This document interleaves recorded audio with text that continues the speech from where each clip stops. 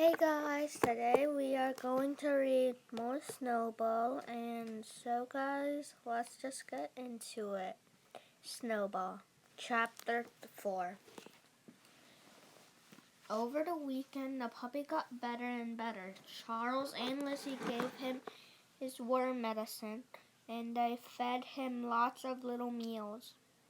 If they waited too long before feeding him, he would bark his high, short barks to remind them. They kept his ears clean and put on his special cream Dr. Gibson had given them. They made sure the puppy always had plenty of water, even if it meant they had to watch him all the time so he didn't make a mistake inside the house. And he never did, not once.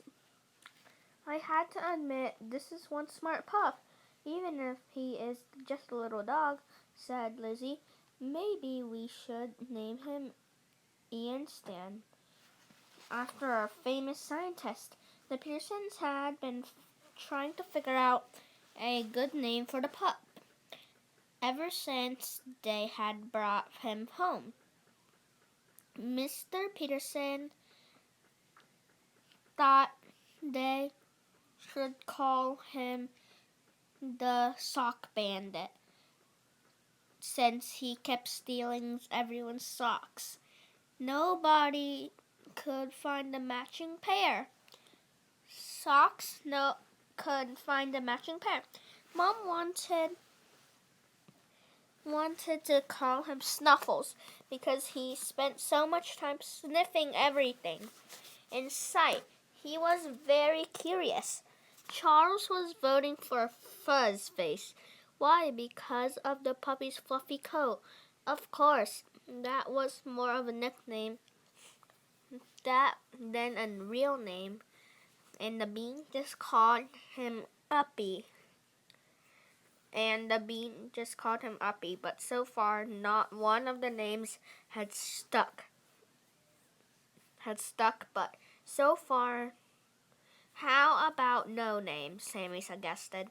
On Monday, he and Charles were talking as they and the rest of Mr. Mason's class walked over to the meadows to meet their grand buddies.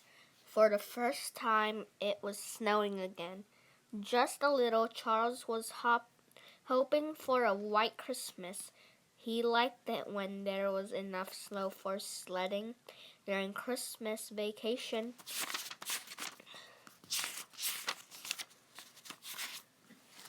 How would you like to be called No Name? Charles asked. Anyway, he was too much personality for that. He needs a good name, Mom said. They would know the right name when it came along. Charles hoped that would happen soon. When they arrived at the meadows, Charles suddenly felt shy. What were he and Mrs. Peabody going to talk about as he and his classmates walked into the main building of the apartment complex? Charles had tried to think of some topics. Mr. Mason had given them each a list of questions to interview their grand buddies with, but that wouldn't take long. His visit with Mrs. Peabody was going to last half an hour. It turns out that he didn't need to worry about what to talk about. From the minute he had Mrs. Peabody met in the Meadows recreation room, they talked about dogs. I could tell from your letter that you love dogs, Miss Peabody said. As soon as they sat down with their punch and cookies. She was a nice, smiley lady with white hair. She was wearing jeans and sneakers and a pin in the shape of a dog's head. I love dogs too. Do you have one? Charles asked. He was dying to tell about all about the new puppy, but he knew it was polite to ask questions first. Well, not anymore, said Miss Peabody. Her smile disappeared. When I moved her here a month ago, I had to give my dog to my daughter. He wasn't allowed to live with me at the meadows. That's awful, said Charles. He wouldn't have been happy here anyway, said Miss Peabody. He's a big dog, a Saint Bernard. He needs lots and lots of room. My apartment would have been much too small for Bruno, but I do miss him. He was a good friend, and I could use a friend here. It's a little lonely because the new person Charles knew how that felt. The Petersons had only moved to Littleton 6 months ago, and he had been very lonely until he became friends with Sammy. Miss Peabody reached into her pocket and pulled out a photo album. Here's Bruno at Christmas last year. Don't you love his Santa hat? Charles looked through all the pictures. Bruno looked like a great dog. He was really big.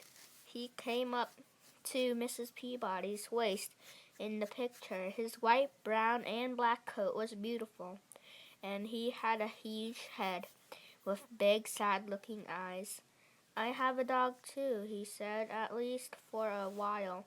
He explained about how his family was taking care of a Westie puppy until they could find a good home. How wonderful, said Miss Peabody. You know, I had a Westie when I was a little girl. They needed a lot of attention, but they are the smartest, dearest little dogs in the world. She smiled a little sadly. Little Snowball, she was a troublemaker, but I adored her. Snowball, Charles said. That's a great name. I wish we could find a name like that for his puppy. This puppy. If you like the name, you can use it, said Mrs. Peabody. It would be nice to know there was a new Snowball in the world. She smiled, although the first Snowball would probably throw a fit. She was known as the Queen of Maple Street, and she didn't put up with any nonsense from anyone. That sounds like our puppy, said Charles, laughing. He acts like a big dog, even though he's really little. Charles told Mrs. Peabody more about the funny puppy. As soon as the puppy had started feeling better, he decided he was boss of the whole house. If Lizzie didn't put his dish down exactly in the right spot, he let her know it. He had a lot of energy, and he wasn't afraid of anything. Charles was surprised when Mr. Mason came to tell him that it was time to head back to school. He and Miss Peabody had been talking and laughing and having so much fun that the time had gone quickly. Bring me a picture of your puppy next time, said Miss Peabody as she walked Charles to the main door and waved when you pass by. That's my apartment on the corner, right? She said, pointing.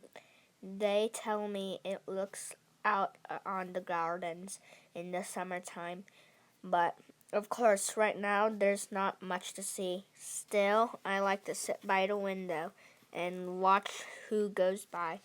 Charles could tell that Mrs. Peabody was a little lonely. I'll be back to visit soon, he promised.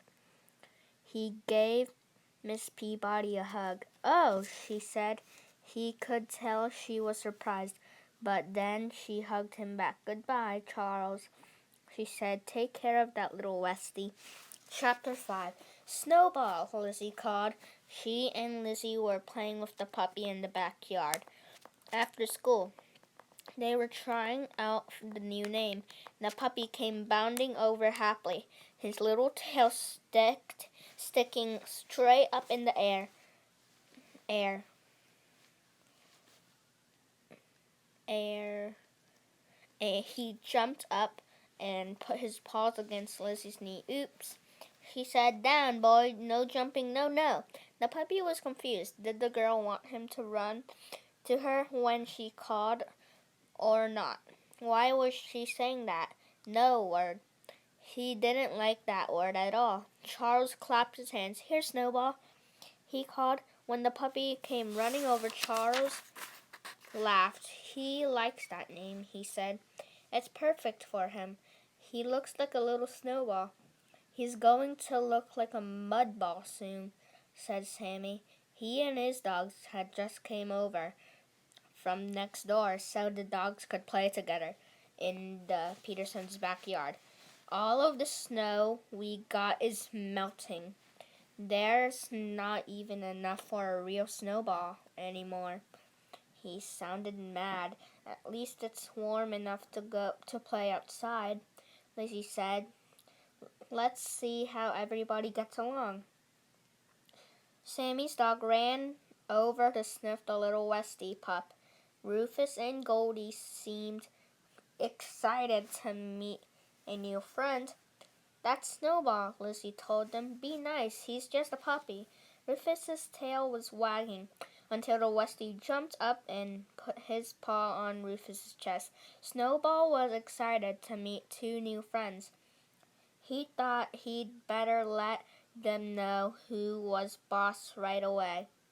Snowball, Lizzie cried. No jumping on other dogs either. She laughed.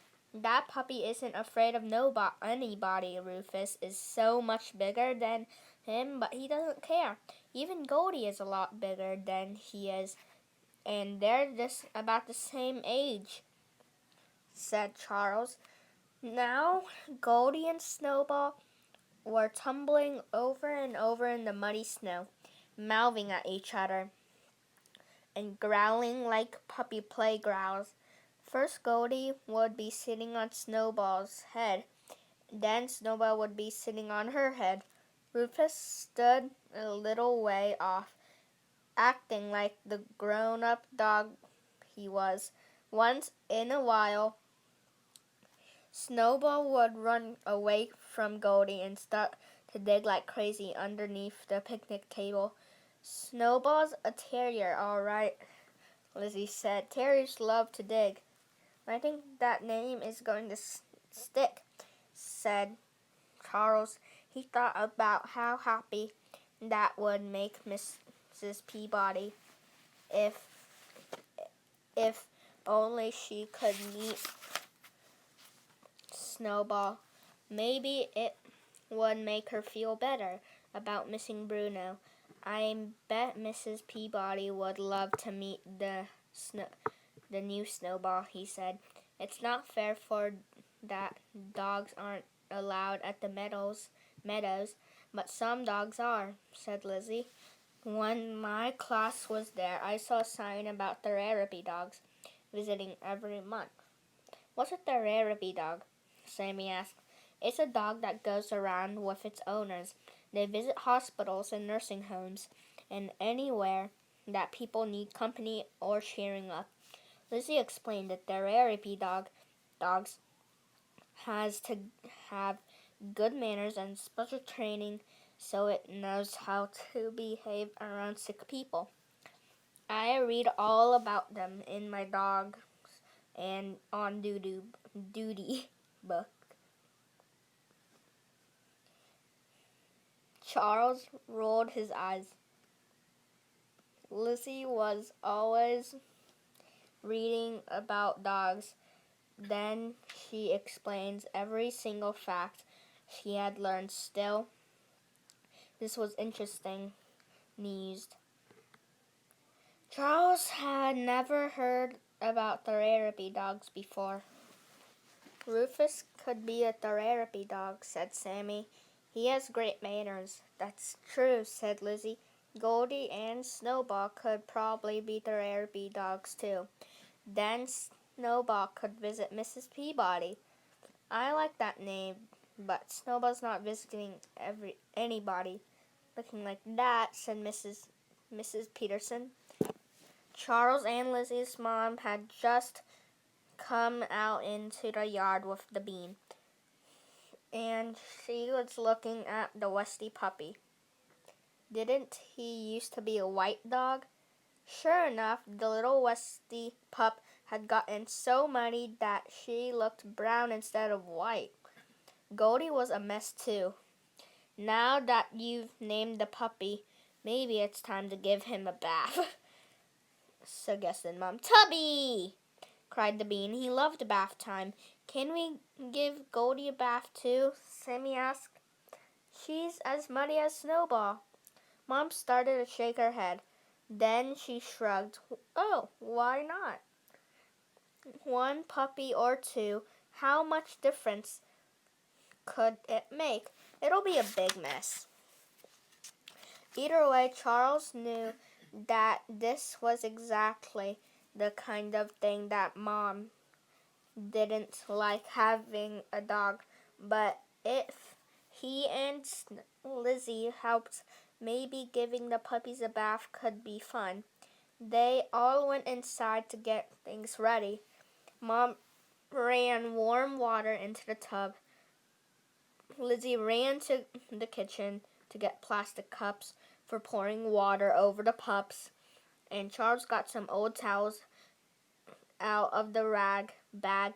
Sammy brought Rufus home, then took charge of keeping both puppies busy. We'll use the Beans baby shampoo, said Mom. Once they were all in the bathroom, it's nice and mild. She glanced toward the door. Let's make sure that door stays shut so the puppies don't get out. Goldie watched with interest as everyone hurried around. Something great was going to happen, she could tell. Snowball watched too. Somehow, he could tell that all this fuss was about him, which was how things should be. But he wasn't totally sure about this was a good kind of fuss. Let's get those pups into the tub. Mom took Goldie from Sammy's arms and gently lowered her into the water, which came up almost to her belly. Goldie didn't struggle at all. Her eyes were full of trust. She looked up at the humans as if to say, I'm sure you know what you're doing. Then Mom picked up Snowball. He was not nearly as easygoing as Goldie. He stuck out his legs, trying to keep Mom from putting him into the tub, and let out a few barks. The bean laughed and barked back. Tubby! He cried again, leaning into to swish some water around. Stand back, Mr. Bean, Mom said. Lizzie, can you hang on the bean? Snowball is having a hard time, as it is. Finally, she lowered Snowball into the tub. Once he was standing in the warm water, he seemed to relax. Great, said Mom. Okay, let's get scrubbing. The water in the tub had already turned brown from mud. It got even darker when Charles and Sammy used their cups to pour water on the puppies, wetting them all over. Then Sammy picked up the bottle of baby shampoo and tipped it over Goldie. Whoops, he said when he saw how quickly it came out. Oh well. He began the scrubbing as Charles poured some shampoo a little more carefully over Snowball. Soon both dogs were all lathered up. Now, Charles said, Goldie was covered in bubbles. Mom let the dirty water out and ran some more. As Charles and Sammy began to rinse the squirming puppies, the phone rang. I'll get it, said Lizzie. Watch the bean, okay? She let herself out of the bathroom, carefully closing the door. A moment later, she yelled for the phone. Mom. Phone! Mrs. Peterson wiped her hands on a towel. "Keep rinsing the boys." "Boys," she said as she let herself out. Sammy and Charles poured cup after cup of water. The puppies, it seemed to be taking forever to get all the bubbles off their fur. Charles kept an eye on the bean as he rinsed, but it seemed as if his little brother was busy playing with the bath toys that were lined up on the windowsill.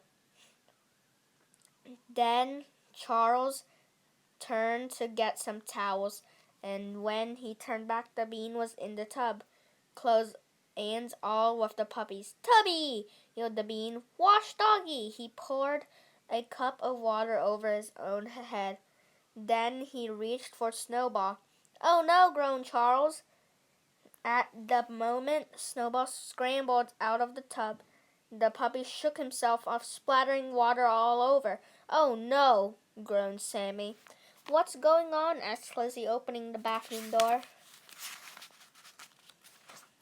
Snowball took off, dashing through the door and down the hall. Water sprayed everywhere as he ran. "Oh no!" groaned Lizzie. Goldie scrambled out of the tub and took off after Snowball. "Oh no!" groaned Mom when she came in to see the bean sitting alone in the tub, merely pouring water over his head. Snowball dashed by the bathroom door again, leaving a trail of water as Lizzie and Charles and Sammy chased after him. It took over an hour to catch both puppies, dry them off, get the bean dried off, and clean up the bathroom. By the time they were done, everybody was exhausted. But when Dad got home, he said Snowball looked and smelled great. Maybe it was worth it. But Snowball had other ideas. Now he knew what bath meant. The chasing part was fun, but getting wet was not. Next time they tried to give him a bath, he would run and hide. That night, Lizzie about therapy dogs on the internet. Guess what? She told Charles as they were brushing their teeth before bed. The local therapy dog group is having a meeting next week. You can bring your dogs in for a test. This could be the first step for Snowball to be a therapy dog. Then he would visit Mrs. Peabody. Charles thought that sounded great. He knew Miss Peabody would love Snowball as much as he did. Chapter 6. I need to stretch.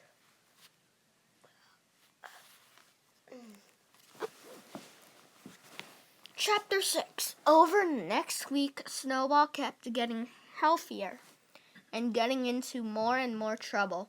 He chewed up one of Lizzie's soccer shoes. He tried to dig a hole in the living room rug. He dragged his food ball all over the kitchen. You couldn't take your eyes off of him for 1 minute. If you did, he would find something naughty to do. But he was learning too. Lizzie was training him a little bit every day. And he could already sit down, lie down, and come when you called him. On Thursday night, Dad drove Lizzie and Charles and Snowball to the recreation center, where the therapy dog group was meeting. They found their way to the gym by following the sound of barking. Dogs. Snowball pulled at his leash. He wanted to be part of whatever was happening. "Wow, cool," said Lizzie as they entered the gym. There was about 6 dogs milling around while their owners talked and watched them play. "Look, it's a Newfoundland," Lizzie added. She pointed to a huge, shaggy black dog. Charles thought he looked as big as Mrs. Peabody's dog Bruno, and a Pomeranian. Lizzie went on, pointing to a tiny golden dog, and some kind of husky. "Hello," said a woman in a green sweater, coming up to them. "You must be Lizzie Peterson. I'm Mrs. Barrett.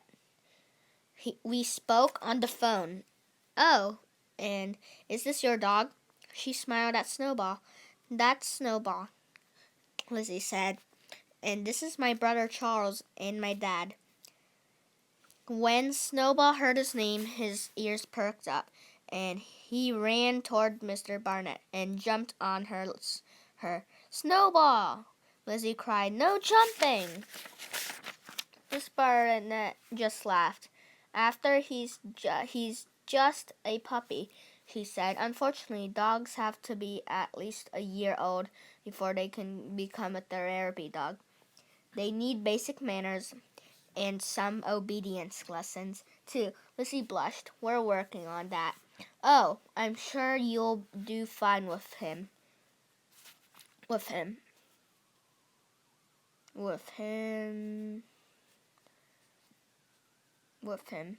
said Mrs. Barnett. "Westies learn fast. With just a little more training, he'll be a wonderful companion. And when he's older, he'll make a great therapy dog.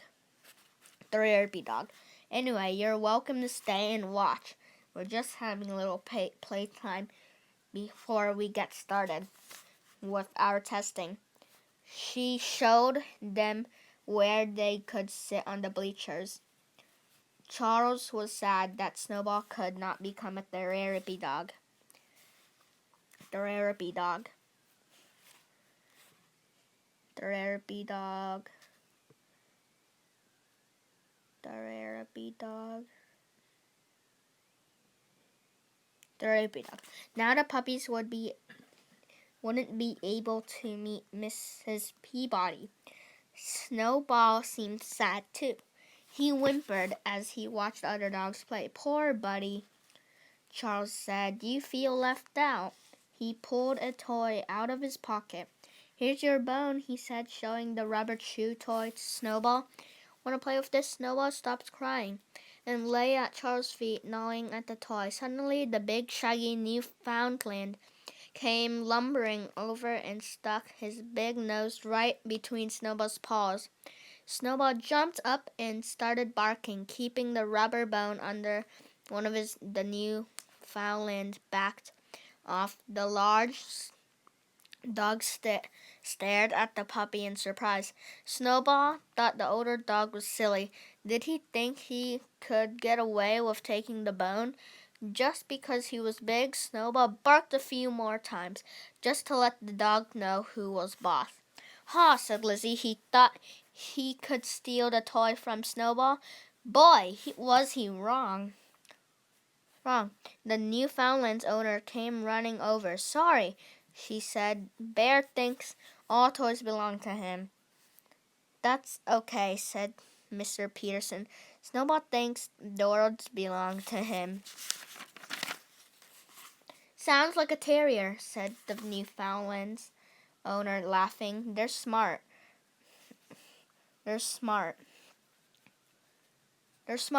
but they can be a real handful with all that energy.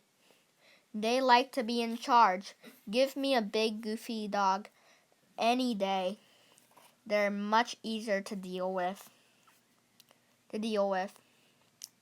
Charles didn't like to hear that, but Lizzie was nodding.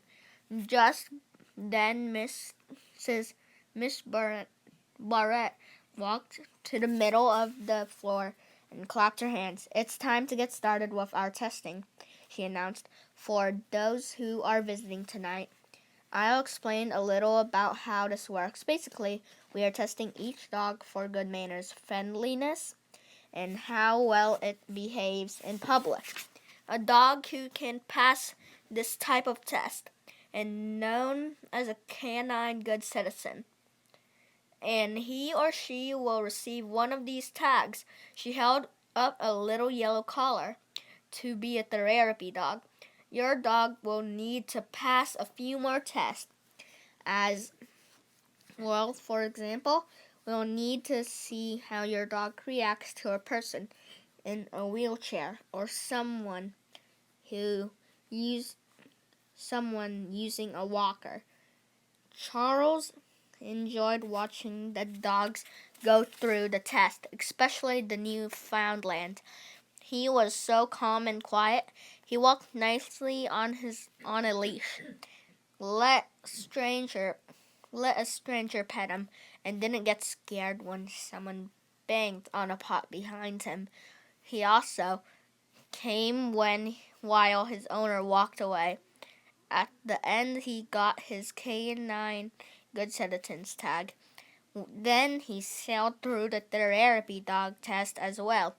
The wheelchair didn't upset him, and he didn't seem to mind when Miss Barrett pretended to have a huge coughing fit. Charles saw Dad and Lizzie exchange a look. Now that's a dog, whispered Lizzie. Think you'll be able to do all that one day? Too bad.